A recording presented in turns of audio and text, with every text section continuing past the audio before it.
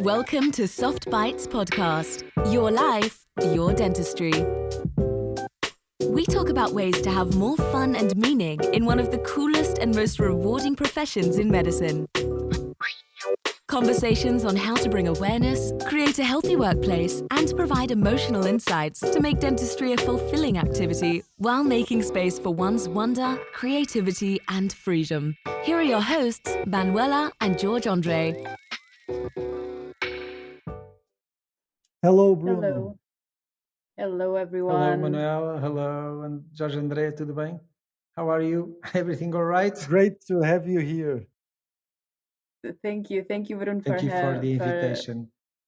for accepting our invitation, and welcome to Soft Bites podcast. So me and George André thought about having an episode about dental photography, and we immediately thought about inviting you. So thank you for being here with us today, and to share It's a little bit really a of pleasure. your knowledge. You know, So I for- already told And you, Bruno, because usually- I hear your podcast, so you know it's a very good experience to be here Nice, with that's you good. and sharing what you need for me and what I can share with our colleagues. So And so for usually the- we don't talk about technical parts of dentistry, but we consider that photography is way more than a simple technique. I mean, there's so many things connected to photography.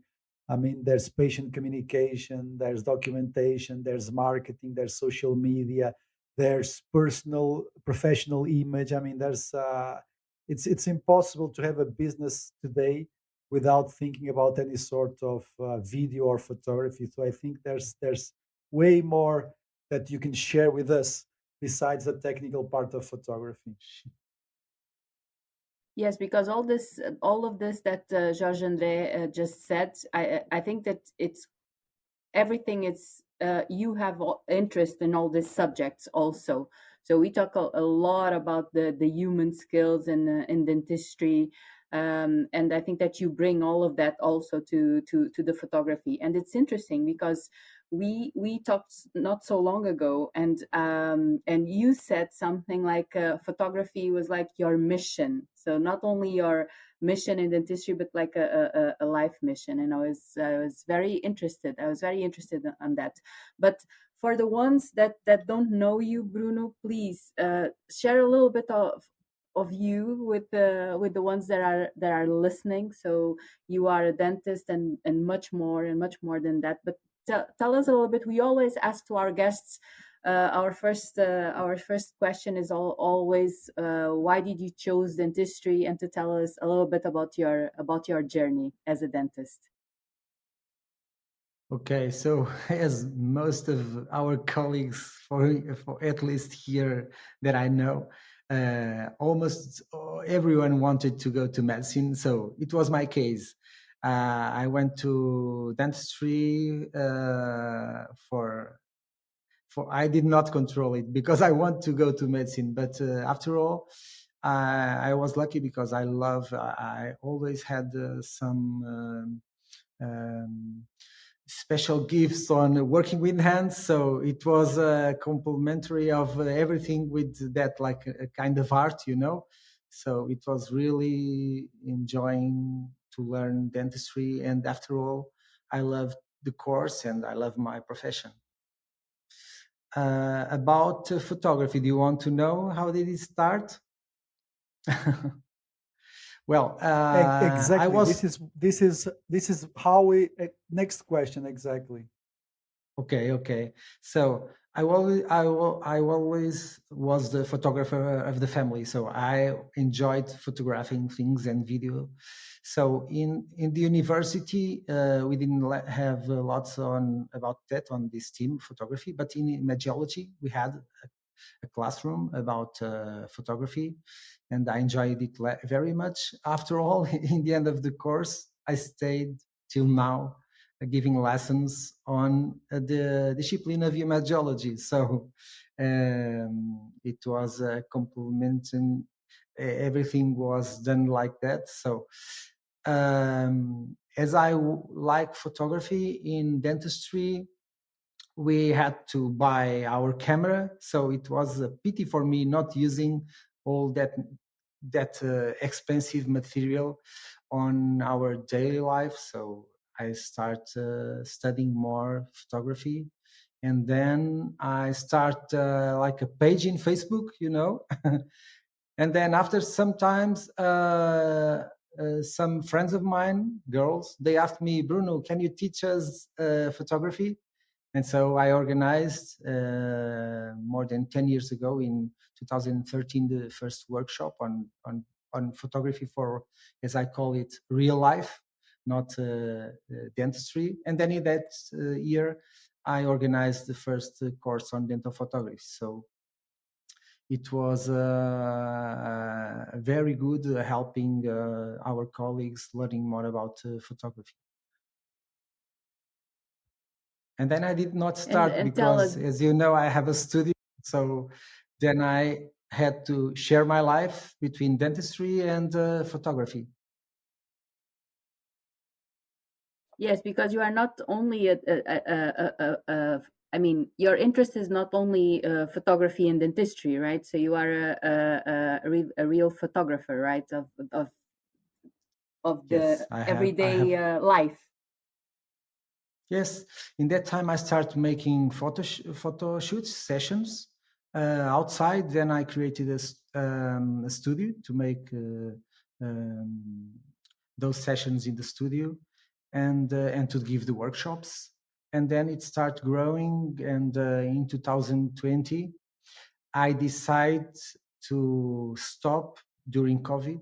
I decided to stop working so much on dentistry in that time and divide my time between dentistry and photography. In that time, I was already doing everything in photography, but I need more time to develop my studio. So in that time, 4 years ago, I stopped working every day on dentistry. Okay, and for in dentistry, why do you think? Give me the reasons why taking good dental photographies is so important for a dentist nowadays. I think because we already talked about this on podcast, for example, for you to negotiate your work conditions. If you have a good photography portfolio, that's very important, right? So I think nowadays photography and dentistry is huge. What do you think the main reasons that dental photography is important in a dentist's career? Well, the first most important reason is for medical legal reasons. Okay, you have to get the registry of your patients while you didn't do anything in the mouth. Okay, to protect yourself, to protect your clinic. That's the first important reason. After that, you already told it's very important to the diagnose, to study the case, to explain the patient.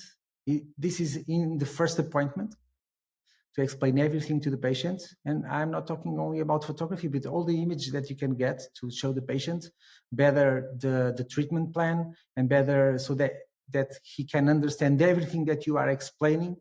And sometimes, if you don't do this with an intraoral camera, with a smartphone, with a scanner, everything, it's imaging, X-rays. If you don't show the patient, he will not understand the importance of that treatment. And I think that we can't be more, more preoccupied than the patient about his treatment. So it's important that we explain better what he has to do. Okay, and sometimes I compare the treatment planning that you give to the patient. Usually, that before I remember that the dentist never give treatment plans. The patient just come and he had usually they were treated in urgencies. nowadays, I remember the time that we had, the completely sheet filled with all the treatments with the strange codes, and we still have that. But you can imagine, I compare it to a project in architecture. Imagine that you have 50,000 euros of a project that you are going to make in your house. You don't want a list of wires, of painting that the guy is going to use in your house. That's what we are giving to the patients sometimes, only a list of things that he doesn't understand anything. It's completely crazy. It's completely impossible that he can understand anything, because when he gets home, he will not remember anything. Okay, so it is very important that with imaging that we can explain better what you want, and then with the images we can study, we can share with colleagues, we can send to the lab the information so that they can make the study for us, so that you can show the patient then the walks-up, and he understands the project. And I use this word very much. He understands the project that he has to his mouth, okay? That is going to be life-changing, of course. So this is most important reasons, okay? Another important reason is about growing of the dentist, because if you take photographs, you will see the things that you are not doing so well, and you have the chance to correct it later. You have a chance to ask someone that can help you, and you are going to improve your work. So, Manuela, when I told you that photography was a mission for me, it's like a mission because I know that dentistry can be much better, and the doctor can be much happy, and the patient can be much more well treated if the doctors take photographs to their cases. Okay. Another important thing for me as a clinical director of a clinic or an owner is to implement protocol of photography, because usually we don't see the work of our colleagues, and if we implement the protocol of dental photography, they can have the works photographed, and we can see later and check something. But besides that, as a colleague me in the other day in the course, he told me in Paris, he was telling Bruno, no one is going to take photographs to shit. Okay, so you can understand that if you implement a protocol in the clinic, the doctors will take more care with your patients. So this is very important also for those who are driving a clinic nowadays. I think these are the most important reasons. Yeah, Bruno, I think, I think that the way that you place the importance of photography is really well placed, because and I don't know if you agree with me, but basically it is, you may have a very good dentist that is a bad photographer, but a good photographer will be almost most of the times a very good dentist. Yeah, because it's impossible to take good photos and not improve your dentistry. I was while you were talking, Yes. I was thinking about that. I mean, everyone that I know that takes good photos is also, at least Yes. that's the idea I have, is also a very good clinician, right? Because photography, as a result, it will make you a good clinician. But yes, we have a lot to talk about photography, because the way that you place it is not only from the technical part, is mainly for treatment plan presentation, right? Yes. For communication with the lab. So today photography is really at the center of the patient relationship, and at the core of dentistry. Yes, Andre. And we are not talking about, Manuela asked, what do you think the importance of why they should take good photographs? And I don't like the good, because first they have to photograph their cases. And after that, our colleagues, sometimes they will grow, of course, if they take photographs, and they will see that the photos maybe are not like the photos that Andre publishes or I publish or other colleague publishes. So he might want to improve the photography. And another important thing is that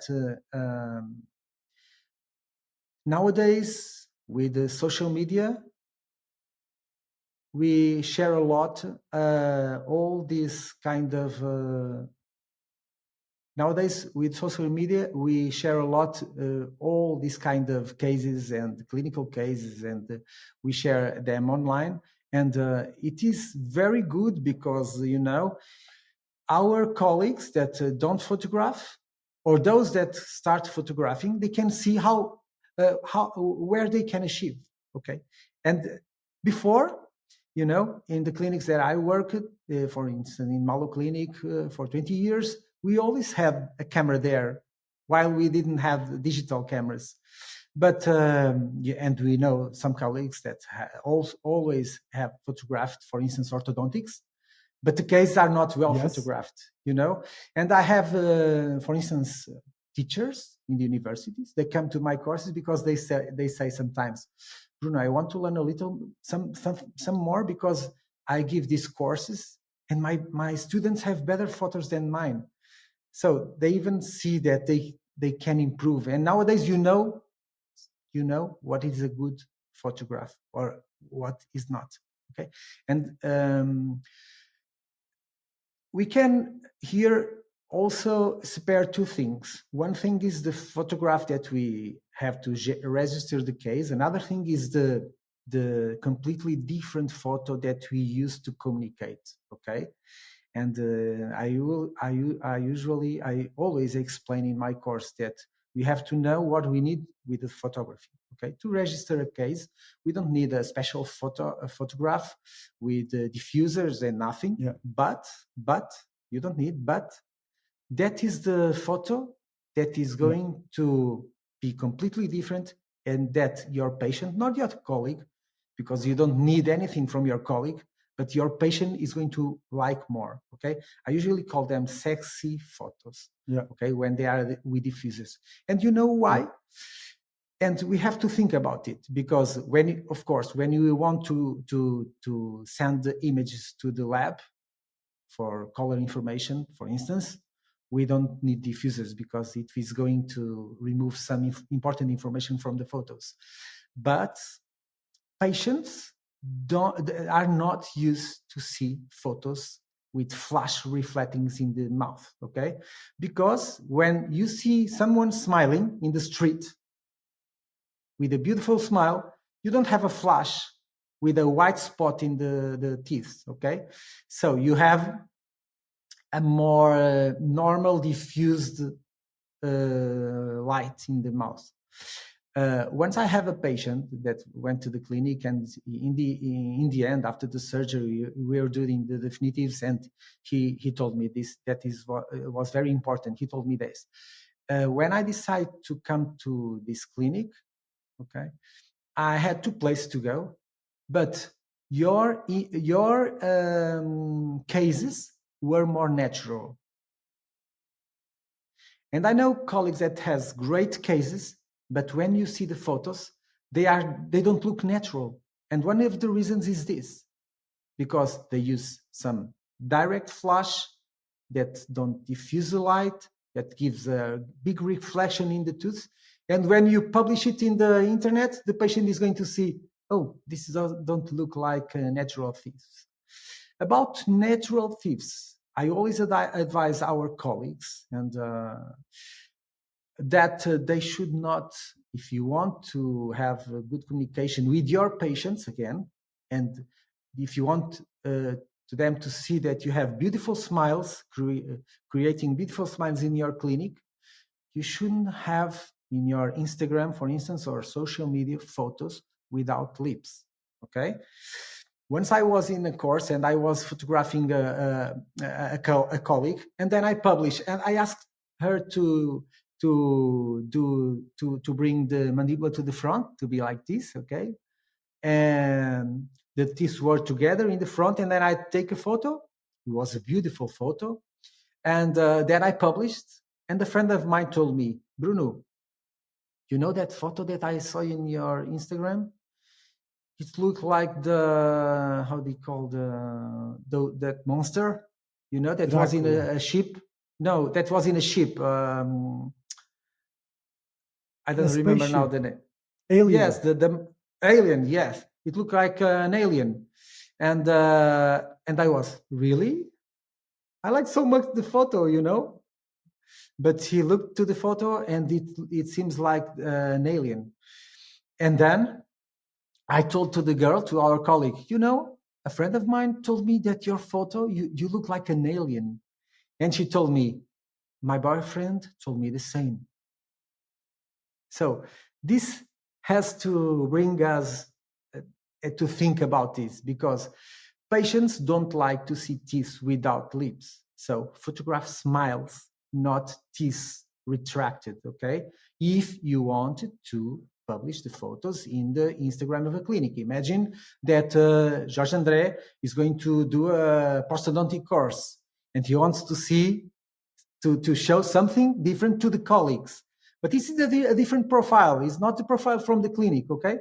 So you have to understand what kind of image we should use for each purpose, okay? And this is very important that I want to share with you, these small examples that can make us think about the kind of image that you are going to use tomorrow, okay? That is a very good tip, Bruno. I think we'll have that as a meme on our Instagram account with quoted, and we'll be quoting you, of course. But basically, the message is you should not use dental photography for patient education or for marketing that that not without lips or without faces, without smiles. That's a very, yes. Patients don't like photos without and, lips. Okay, yeah. They like mouths. It's funny because that's the only thing that they want to see. Yeah. How is the smile in the end? Not I was the talking gum about and. I was talking about that with my dental nurse, and she said, "Look, we have to stop placing so much details in our clinic Instagram account. We have to make it more about smiles before and after and faces." Yeah, you're absolutely right. Okay, Bruno, I got two questions for you. So, what are the fundamentals of photography? And if a dentist wants to start documenting their cases, where and how to start? I know this would you would talk a whole day to answer this question, but um, with some minutes, what would you say to someone that has just came out of the college, is thinking about buying a camera? He has no equipment yet. He's thinking about buying a camera. I don't want you to get into too much details about brands and stuff, but just some advice for someone that is out of the university and thinks about starting to do some dental photography. What would be the advice that you would give? First, he should start photographing, okay, with smartphone, because I'm sure he doesn't have a camera now, or a macro lens or a ring flash. First, start photographing, and it's very important that he understands how important can be the improving of the photography that he's doing, okay? And for someone that finished the course, Andre, we see a lot. We see in Instagram. You see that they want, and they start very, very, very in the beginning, creating personal profiles for dentistry. Okay, and so they see the importance that this has.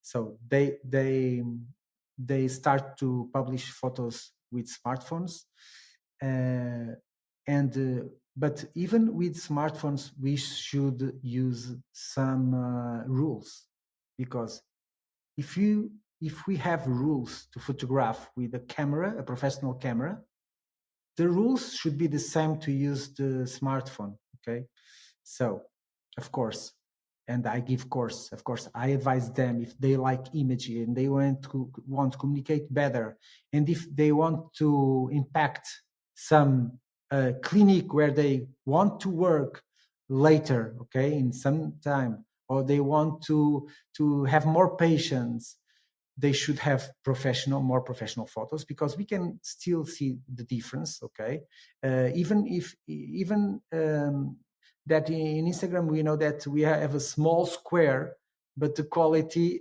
we can see there. Okay, but even with the smartphone, we should use the basic rules. So one of the most important things that the smartphone has usually is a wide lens. So they should protect themselves from getting too close to the mouth, because we are going to distort the teeth. It's the same with the lens. If you use a 60 millimeter lens, focal distance, okay? So they should come a little behind the patient, for the place where usually we get the teeth observed by us. It's the same is with the face. If you want to do some oral facial harmonization, we should have a perfect distance from the face, not to distort the face of the patient. Okay. Then you have to learn how to light the teeth, the same. Use the retractors, the same as you should do with a professional camera. But of course, it's very important, George, that for me it's a pity when you have, and I can give you a receipt to place in the camera. Okay, so if you want to learn to take photographs with a professional camera, you even can buy one in second hand, and you don't waste so much money like that, and you can have a great kit for photographing. But it is very important that you understand, and I think that dentists, they are clever, and it's really stupid when you have something that you don't understand why you are using. Okay, and if I tell you that you have to place the aperture in f22 or the speed on in something, you can do it maybe. Okay, or you ask someone to place it in the camera, and then you can't touch anymore. Are you going to be happy in photography? Of course not, because they're not understanding. And if you have a problem later, you will stop photographing.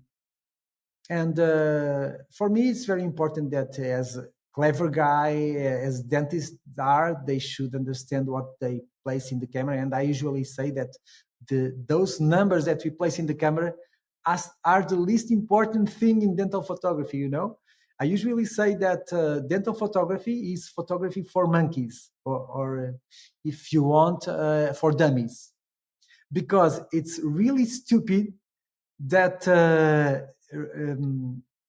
we spend so much money in a camera, and with the greatest lens, for instance, for portrait, that is the 100 millimeters lens, f2.8, it's great camera, and we just use it with eyes closed, because we close the aperture, because in the mouth, I usually say that we had the worst conditions to work with the camera in the world, because we have a great camera, a great lens, and we close everything.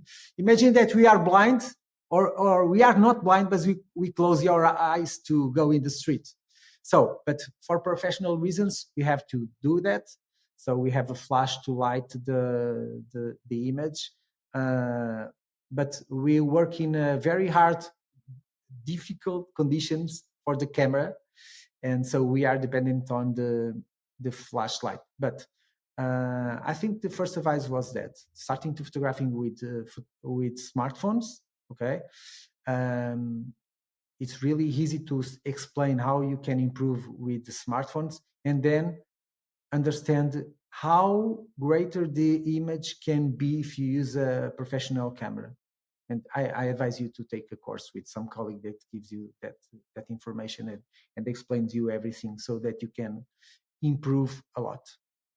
There are lots of colleagues that start with good photography, and then they go to some special clinic that invite them because they saw him.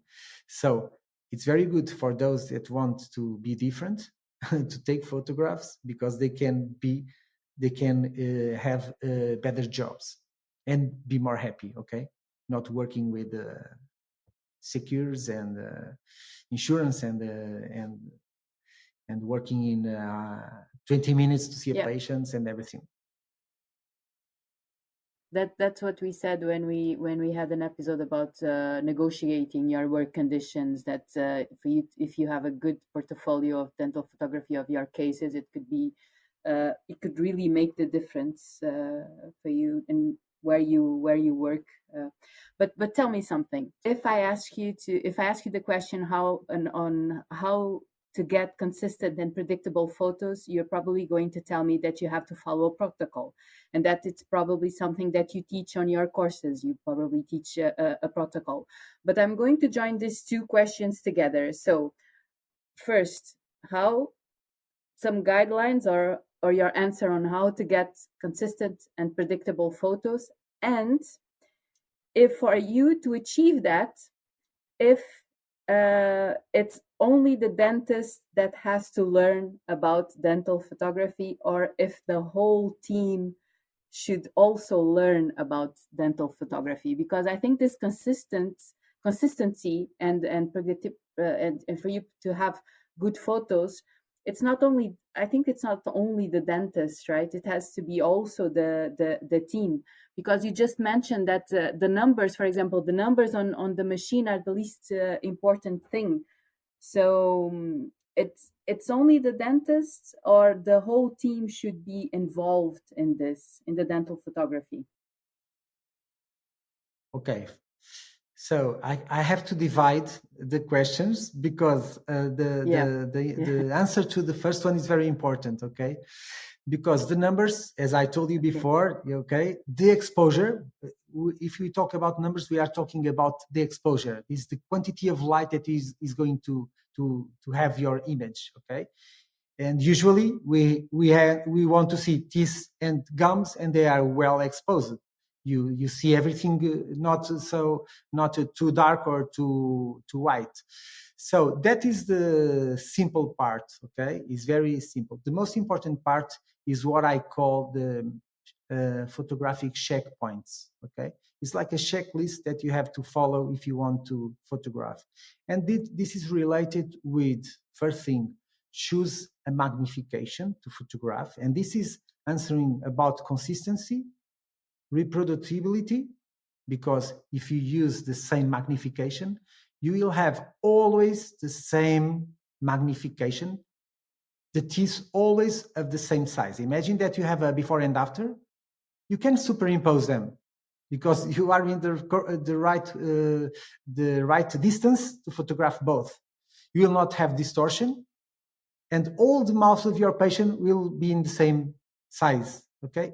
So this is the first important thing, magnification. Then another thing is about composition and orientation, okay? You have to know in each photo what do you want to have. I don't want to have the tongue, for instance, in the lower occlusal photo. But then you have the most important thing and most difficult, and that usually colleagues have some more difficulties. It's about orientation. It's like, how am I going to land this plane, okay? How am I going to have always the same place to see the mouth? So I have some guides, okay? Some lines, some references in the mouth, inside the mouth, that you can follow, so that you can have the photo with the patient sitting, okay? When you have to finish 2 central incisors, we go to the front of the teeth, and you have to see the plane and the mouth and the pupil line, so that you can have the teeth perfect, okay? With With dental photography, I don't need that, because with those references that I'm gonna give you, you can have the patients lying down and you can have the photos perfect. And also to have the photos before and after that you can superimpose. And I usually in my course explain that when you have, for instance, the lab work, they should use the same reference so that you can superimpose the model with the veneers in the mouth later. And this is very important. So answering all again about the second thing, it's the team. Okay, for me, the course that I like more to give are the course on dental clinics. Okay, exclusive for dental clinics. And why?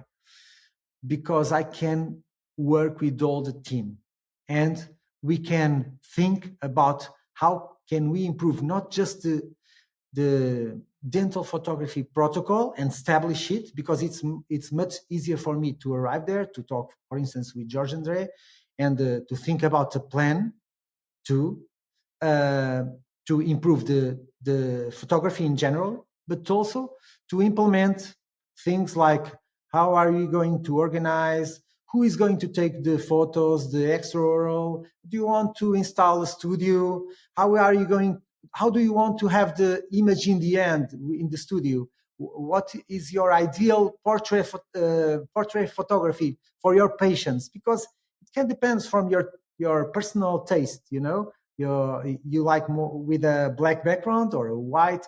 And so we are going to work on that. And then I talk about marketing a lot, because I always want to help our colleagues about that. So it is very important that you understand how to take all the photographs that you can use in your social media or your web pages. So with those kind of courses, I can teach you intraoral photography, that usually are the only thing that doctors want to learn. Then the professional portrait photography for your patients. I think it's really a pity when we take photographs to our patients and they seem like they are dying or they are in the prison, okay? And I have patients that have the before photos and they publish them in the Instagram. And they are the before because they didn't went to a studio and they love the photo. And then we take photos of the products that we place in the mouth, okay, the models and everything. And then another very important photo that I want to teach is how to take photos from the day life in the clinic, okay? Because these are the photos that get better interaction and better interaction in the internet, because patients want to see our happiness. They want to feel our temperature and our sensitivity and our love in the photos, and they want to see that we are happy with our dental nurse and all the clima, in the office. They want to feel that. And it's very important that even when we don't have a patient, usually they go to the internet, they search for your clinic, and then they are going to see for the social media. Very interesting, the journey of the patient in the internet. So they can look for you in the Google reviews, for instance, or even if someone tells them you have to go to George Andre, he's great. He's going to go to the Google reviews, and then he's going to go to the profile of the clinic. He's going to see everything. And they tell this to me because I ask everything. And so you can understand that we have to be perfect in everywhere, and you have to show really who you are. For instance, imagine I have some colleagues in my course that had a website, okay, but they didn't have a photo of them in the website. It's really stupid, because patients need to know us before they go to the clinic, because they need to see that we are not beautiful, but we are very sympathetic, and that we are empathic, and that we are smiling, and they can be with us, and that we are confident, and they can be really well in our clinic and with us.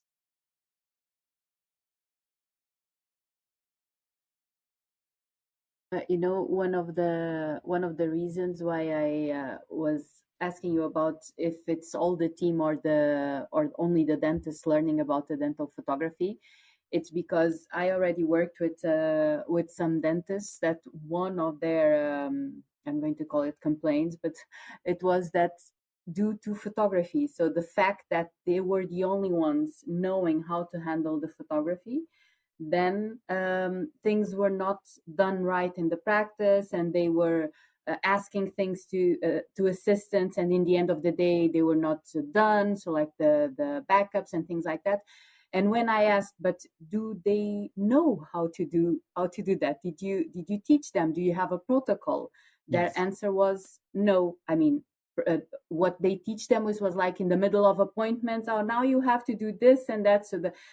So I think that sometimes dentists ask things to their assistants and to their staff that they forget that they know, they learned it, but they didn't. So that's why I was asking to you, because I think that in photography is so interesting, and it, again, like you said, it has so much use in a dental practice, not only for the before and after, not only for documented cases, but for so much more, that if the team is really engaged and if the whole team learns not only the protocol but everything about and is connected in the photography process, I think things are much easier, because otherwise it can be just something more that the dentist feels like it's only in his back, something more for the dentist to carry along.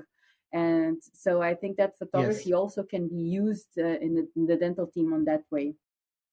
One thing that I advise all the clinics, imagine that I finished a course, is that during that week or the after week, they get time to all together do again with each other the protocol, okay? And they establish the protocol in that time, and they try again everything, all the setups that we have prepared and learned and practice.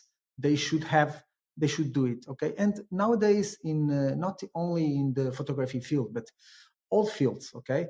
When you have a team, you have to do preparation and how do you say simulation. The simulation is very important. Imagine I have the receptionist that has to answer the phone like this. You have to do a simulation, a preparation with a protocol, and photography is the same. You have to do simulation to them. Imagine that I want them to take the photos in the first appointment, and we are going to do a simulation. Someone is going to be the first patient, and we are going to check how much time it will take, because we have to adjust everything, and who is going to take it to make it. And Manuela, one of the worst things in dental photography for patients, can you imagine what it is for patients? Retractors. Okay. Retractors I was going to say awful. something like privacy on social media or something, but no, intraoral. Yeah, okay. Usually you say, I are going to take photographs, and the patient says, I don't like photographs, and then you say, oh, it's only to the mouth, okay, and everything is okay. But then, if the dental nurse doesn't know how to place the retractors, it is going to be a nightmare. Okay, so it's a very little small thing that we can teach, and so we can learn first, and we can there, teach. It all starts there, because of course. Yeah. And in the simulation, they can have them inside the mouth and feel what the patient will feel if they don't have take care on placing that. For instance, it's a very simple thing that is going to change everything.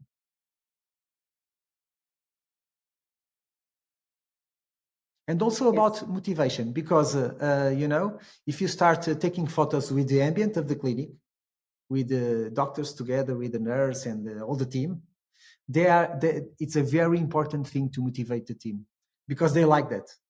They like to see themselves. They like to see them hugging with the doctor, even with some patients sometimes. But only the team. If you want just to have the team, it's a very good way of motivating the team. Nice. That's very interesting. Look, we are talking about the team. I'm going to completely change the subject here for something that there's a lot of doubts in dentists. How do you store and organize the photos? I mean, so that you don't get completely messed up, because I know there's a huge problem in most clinics. They lose photos, they lose cards. What is the protocol that you recommend? What do I advise? Okay, I asked in a study that I did in 2020 about how about dental photography in Portugal. Okay, and the colleagues for storage, usually they have in their own computer. Okay, this is a very important problem, because you can imagine, if I'm a clinical director, owner of a clinic, I need the photos in the computer of the clinic, in the storage in the clinic. So if I don't give an opportunity to the doctors to photograph with a camera from the clinic, they will take their camera. And the clinic is the owner of all the informed consent of the photos, not the doctor. So this is very important medical legal reason that we have to think about, because sometimes, for instance, imagine that you store in the smartphone. If you take with smartphone, we are going to store in the smartphone. Where are going to be those photos? Okay, they are going to be lost for the clinic, for instance. Okay, so the first thing I advise the clinics to have a camera, so that everybody can photograph with that camera. Okay, that no one has the need to take their own camera. Then in the clinic, you have to organize the images. Okay, I would advise that some nurse, that depends from the quantity of photos that you take and the urgency of the using those photos to send to the lab.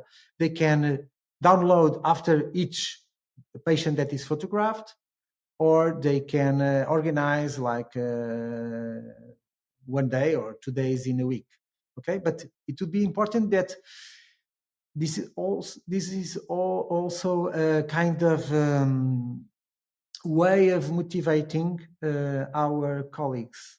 That is, if you give them more responsibility, okay, and you have different ways. One of them is this: give responsibility. So if you know that there are some dental nurse that is more organized, that like computers and everything, you should choose and ask. Of course, you don't impose nothing. You ask them if they want to be responsible for that.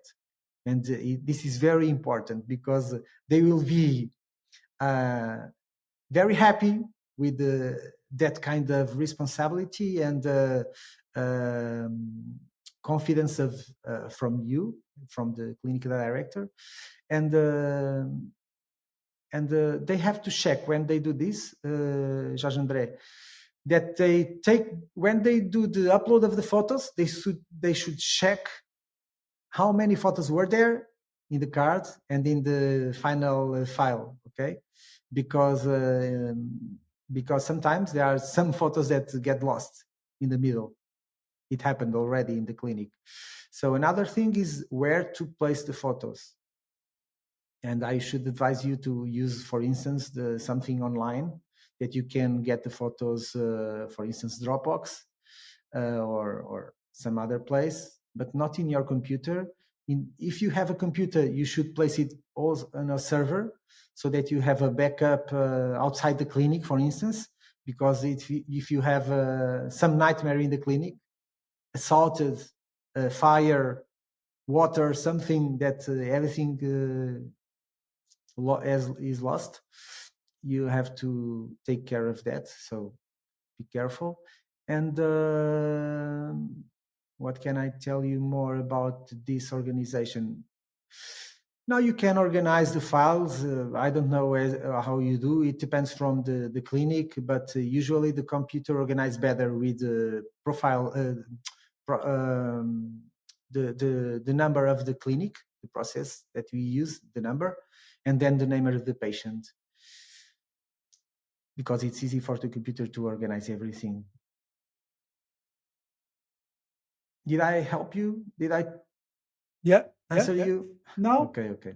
Just another question. So we've been talking a lot about gathering the team and everything.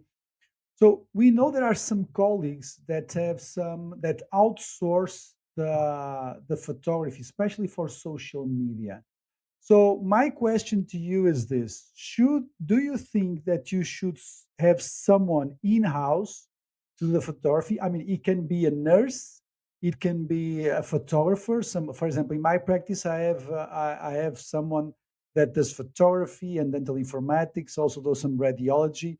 Um, do you think that that's a better idea, or do you Yes. think that to outsource, especially the social media part, to another company or to someone else that is not that much in tune with the practice, let's say? Yeah, because I believe, this is my personal opinion, that if you have someone within the team that can learn photography, you will probably know the team better and know the needs better. What's your thoughts about that? Because we have, especially big practices, sometimes they outsource dental photography, especially for social media and stuff like that. What's your thoughts on that?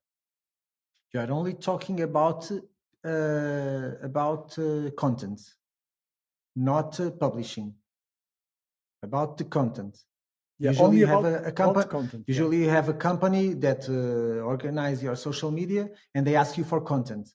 Sometimes they go there, and you pay, or you are asking me if it's better to have someone. Of course, it's always better to have someone. The problem is that you need to have already almost big clinic with one or two office is really difficult. To have someone Yes. Yeah. only doing that, but it's very Yeah. simple to have a nurse doing that.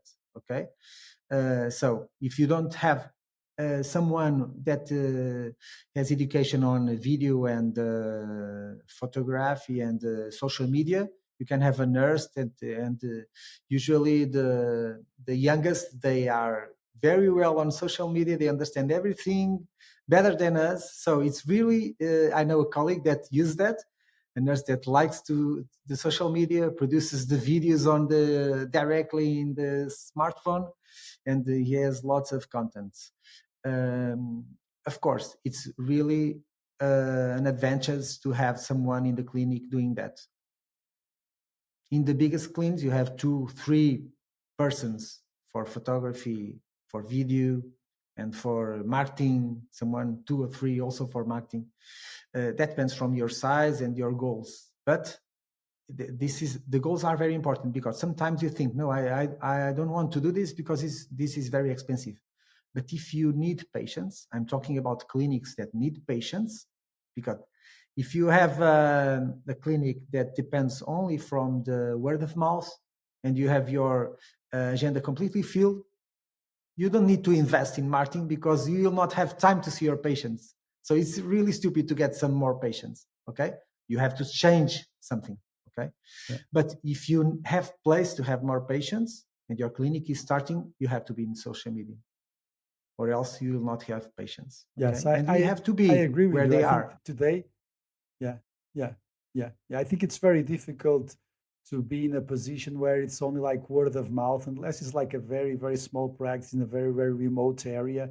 But I would say that most of us we need to be on social media, and it's very good that we have someone like you that really remembers us that the importance of image and all that stuff.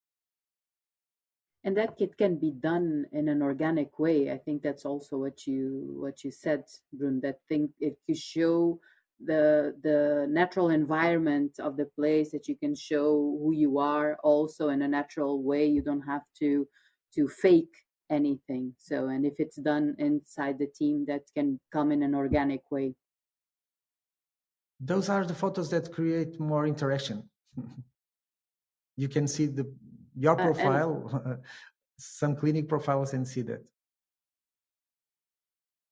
Bruno, last question. How do you see the future of dental photography? Because I don't know if artificial intelligence is going to change Yes, that's a good something one. in photography. But how do you see the future for dental photography? And sorry, Manuel. So let me just add something. I don't know if you saw. I'm sure that both of you have saw this. You saw the AI with video prompts. I mean, you just ask to do a video with a certain characteristics. I mean, it's not even image now. It's like a video. So the things that will be possible in the future are really really crazy. I might be able to ask, oh, take a photograph of me on an improved way with more muscles, with a better skin, with a better light. Yes. Where do you think this is going? That you have already, not the video, but the photo. So you have applications that can create from a simple photo from you a great portrait, professional headshot. Okay, still you can see that it's not real, but can be in your profile because it's so small that that could be used. Okay, for the dental photography in the clinic. Of course, I think that the video, we didn't talk about video, but the video should be talked about because videos are a group of images, frames. So it's really easy to take some frames and get photos from there. And sometimes we can get more information. We didn't talk about it because we see better the smile, interaction with the lips, with the phonetics and everything. So we should, if we want to improve, we can have some videos of our patients with the before and walks-ups. For instance, we already do it, but we could do it a little more so that we can get more information for even from the beginning. Because when I ask a patient, smile, okay, nobody's want to smile. It's very difficult to smile. You have to tell some joke, and then you get the natural smile because they are very shy. Nobody wants to smile. They don't want to go to the dentist and imagine the dentist asking him, smile, okay? And give me your biggest smile. And you don't see the gum that sometimes when he smiles, you could see. Because so in the video, you can get that playing, and you can get that frame from the biggest and better and natural smile that sometimes in the photo you can't have. And I'm sure that intraoral scanner, that is also image, not in the also using photography, is going to improve much better. And there are some cases that I can tell you that all my first cases I do the dental scan, the intraoral scan. So we have complete information. It's very important tool for communication with we are using IA also for the occlusion and everything. For instance, simulation for orthodontics that we can show to the patients. And they are very important tools that we already use with AI, and in imagiology the same is going to happen a lot. Of course, the before and after case, we will still have to shoot them the better way we can, because we want to make the difference, and we just can make the difference if we get better photos, okay, that can impact. And we can see it also in if you want to grow as a dentist, grow as a key speaker for a brand, you just have to have good photos, and they will follow you and ask you to speak to them. You know, and I know very known dentists that start in the Instagram, okay, with very good photos. I can tell you a name, André Kimura, for instance. He was very young, he's very intelligent, and he started with photography.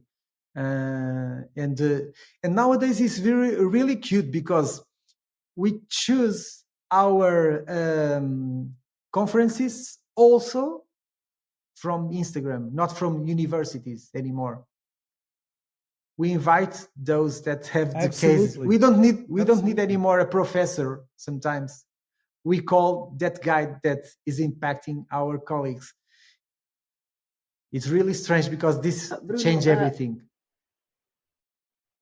Let me ask you something, because you also mentioned you also mentioned this on a conversation that we had. Also, I think that photography, it's very important. I think more and more because of legal issues, right? You said that you know some cases of colleagues that went to court and had to defend themselves, and that's what what they had, and the evidence that they had was the photographies, and that was very important for them. So more and more, and in the future, photography also will be very important for legal issues for dentists, right? Right. And not even in the court. I know case from some colleagues for oromaxillofacial surgery that or something that they do in the face, that the patient told him, no, I'm the same. I didn't change anything, because the patient was taking selfies with smartphone, okay? And fortunately, he has the before and after, and the smartphone distorts and don't see your face as it should. And fortunately, he had photos from before and after taken properly, and she showed everything, the difference. So it's very important to show. It's very important to show the photos to the patient, so and to have them. And another important thing about medical legal reasons is the way that you store the image, the kind of file, because you should use raw files, because this is the original image. I agree with you. From the camera, not JPEG. Okay, so be careful. And in my course, I give the example of the American Academy of Cosmetic Dentistry for you to be with them and to be in that association. You have to send 50 cases in raw. So imagine that all the magazines asked for raw files. You wouldn't have so many cases that are not true. Okay? Absolutely. Okay. Thank you. That was very very enlightening, and thank you for just because we talk about this on the podcast, and this is just my curiosity, because how was it for you to explore this new path of photography outside dentistry? Because you developed photography as a passion, in a way that has nothing to do with dentistry. So you have, of course, this path of dental photography, and you have your courses, and you love to do it, but you also have your career outside of dentistry as a photographer. How was that? Because I think that's very interesting. Nowadays, I think dentists are exploring all these new paths. I'm an example of that. So how was it for you, and what do you advise for colleagues that want to explore new paths outside of dentistry? What's your advice for them? For me, it was very easy, because I don't remember, but imagine I started doing it after the appointments, or in some days that I didn't work, and because I was every day in the clinic. So it was something that came slowly and with more intensity, and then I had to decide to stop working every day, to give more time to the photography. and to my studio. It's really cute because this also came after I did something that you know that I did that was very impactful to me. It was a post-graduation on marketing, and so it's really really funny when you have something to test everything to see how it works and to create a brand and to be positioned online as a great Lisbon photography studio. And so you can invest, but it's really easy because if you are well positioned, I would say patients, but people search for me, companies search for me for doing all kinds of things, from events to product photography to corporate. That was what I communicate more. I do portrait corporate photography for all kind of companies. And I advise Bruno, that. so usually Yes. yeah. You go to these companies and photograph, or sometimes they come to your studio. How does that work? Do you do like in local courses for dentists? Do they come? I mean, let's say there's dental practice that wants to do a course with the whole team. Let's say, so you go there and you do the course, or they come to you. How does that work? Yes, about photography, I do the photo shoots here in the studio or in the place. For instance, I go to a lawyer company and they have always lawyers coming. I go there and they photograph. I have some companies, technology, they come here like team building and they have the photos for the company. Imagine, and I have to follow the protocol from German photography that photograph them there. Okay. For the courses, I give here the courses in the studio, and but with clinics, I go to the clinics also to give this course in the clinics. When they are here in Lisbon, sometimes I do the second part of the course here in the studio because I have everything in the lights, so they can teach them better. But if usually the clinics they want to upgrade the clinic with the dental studio, so I get or they have already, and I go there and I teach everyone to work with and to create their images. Very good. And last, where Very can people good. find you? Where can people find you? On Instagram, right? And Yes, you have on your Instagram, website, right? I have my website, Light Up Instagram, it's Bruno Studio. Seabra Photography, right? Yes. And your website is? lightupstudio.pt. Okay. Thank you. Thank you so much. Thank you.